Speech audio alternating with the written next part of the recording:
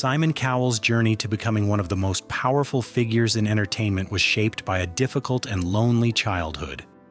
Born on October 7, 1959 in London, Simon grew up in an affluent home in Elstree, Hertfordshire, but wealth didn't equate to warmth. His mother, Julie Brett, a former ballet dancer, was often distant, while his father, Eric Sig Philip Cowell, a stern music executive, believed in discipline over affection. Despite their success, Simon rarely heard words of encouragement or affection. His parents' emotional distance left scars, and for much of his early life, Simon felt invisible and unloved. This lack of nurturing love set the stage for a deep-seated hunger for validation that would drive him throughout his life, both in his career and personal relationships. Struggles at school. Simon's school years mirrored his troubled home life. At Radlett Preparatory School and Dover College, he was known as the problem child, restless, rebellious, and uninterested in conforming to the rigid school system. The structured environment didn't cater to his creativity or natural curiosity. He wasn't stupid. He was simply bored. Unable to find his place, Simon frequently clashed with teachers, earning a reputation as difficult rather than different. With minimal qualifications and little direction after graduation, he felt like a failure, especially in a family where success was the only currency. This feeling of inadequacy followed him into adulthood, fueling the drive to prove himself to the world that had overlooked him. A tumultuous start to his career. After finishing school, Simon struggled to find his footing. His first job in the music industry was in the mailroom at EMI Music Publishing, a far cry from the glamorous career he had envisioned. Although his family connections helped him secure the job, Simon was essentially invisible in a world that thrived on stardom. He spent his days delivering coffee to executives and sorting fan mail for famous artists, while his own career seemed to be stuck in neutral. The job, far from glamorous, became a source of humiliation. After some time feeling defeated, Simon left EMI, but the world outside proved even more unforgiving. Job after job led nowhere, and rent became impossible to pay. He found himself forced to return to the same mailroom, feeling humiliated and broken. Learning from rejection. Despite his failure, Simon refused to give up. The crushing sense of rejection he had known for so long became the fuel for his ambition. In the quiet of his lowest moments, after hours of feeling invisible and defeated, Simon locked himself in the bathroom to cry. But instead of being crushed, the pain hardened him. He learned that the world wouldn't hand him success. He would have to fight for it. He began to study the music industry, observing how artists were chosen, how fame was constructed, and how the business worked behind the scenes. This period of humiliation turned into a valuable lesson in resilience. Simon wasn't just surviving anymore. He was preparing for the fight of his life. Rising from the ashes. By the early 1980s, Simon had slowly worked his way up in the music industry, securing a junior A&R position. In 1983, he took the bold step of launching his own label, E&S Music, later rebranded as Fanfare Records. For the first time in his life, Simon felt visible. He wasn't just another cog in a massive corporate machine, he was the boss. Fanfare Records had early success with novelty pop hits such as So Macho by Sanita.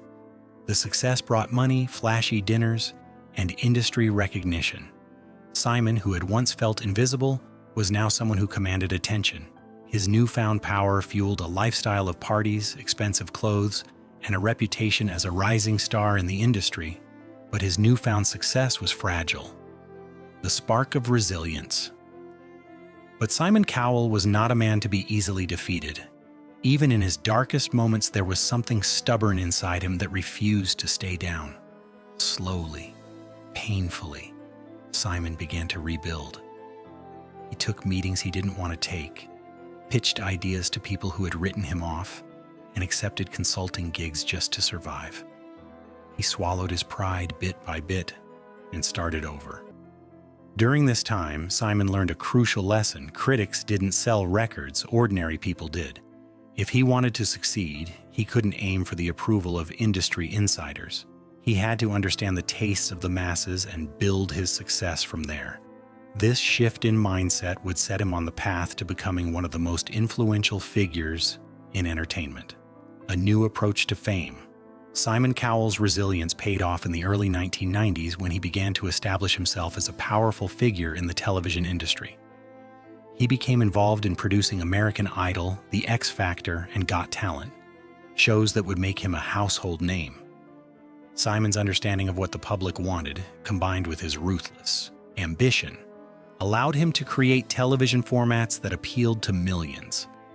His success wasn't just about discovering talent, it was about tapping into the collective consciousness of ordinary people, giving them what they wanted before they even knew they wanted it. It was this strategy, honed from years of failure and rejection, that would make him a mogul worth millions. The transformation of Simon Cowell. Simon's rise to power was not without its costs. He had lost friends, endured a public scandal, and battled personal demons along the way. But despite these challenges, he found a way to thrive.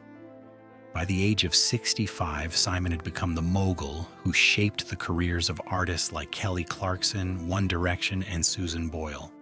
But his rise to the top came with its own price. The same man who built a $600 million empire had also faced near-fatal accidents and devastating losses. His childhood, starved of affection, shaped his unrelenting drive to succeed. But it also left scars that no amount of fame could heal. Today, Simon is no longer the ruthless judge he once was.